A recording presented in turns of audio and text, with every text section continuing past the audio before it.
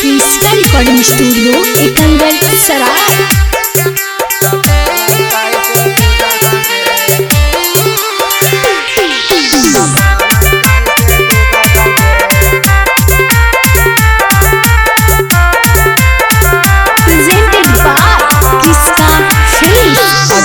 के छोड़ के जमी ससुरवा बतारो नहीं सुता तौगे। अगैयरवा के छोड़ के जमी ससुरवा बतारो नहीं सुता तौगे। जब बतारो नहीं सुता तो चोरी का पालन कैसे तुता तौगे। जब बतारो नहीं सुता तो चोरी का पालन कैसे तुता तौगे। यरवा के दिहल पलंगवा पर तोरा भातारा कैसे सुता तौगे।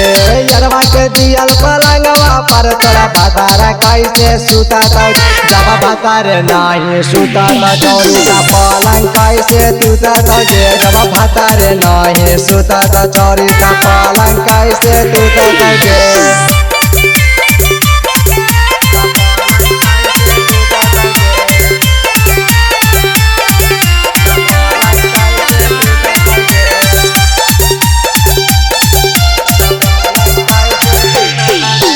यरवा के छुआला चीजावा कैसे भातारा तोहरा छुआ तौगे।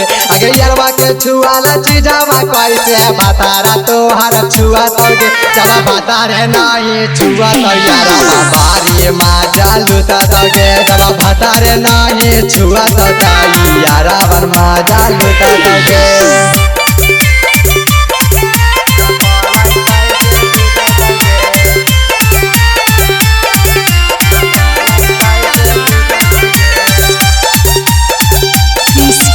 स्टूडियो एकंगल सराय। अरे राहुल दीवाना के गाना तोहरा ससुरा लागी गुंजा तौगे। राहुल दीवाना के गाना तोहरा ससुरा लागी गुंजा तौगे। जब भातारा तोहरा जाना तो छौरा गाना तौगे। जब भातारा तोहरा जाना तो छौरा गाना तौगे। जब छौरा गाना तो छौरी भातारा नहीं माना तौगे। क्रिस्टा रिकॉर्डिंग स्टूडियो एकंगल सराय।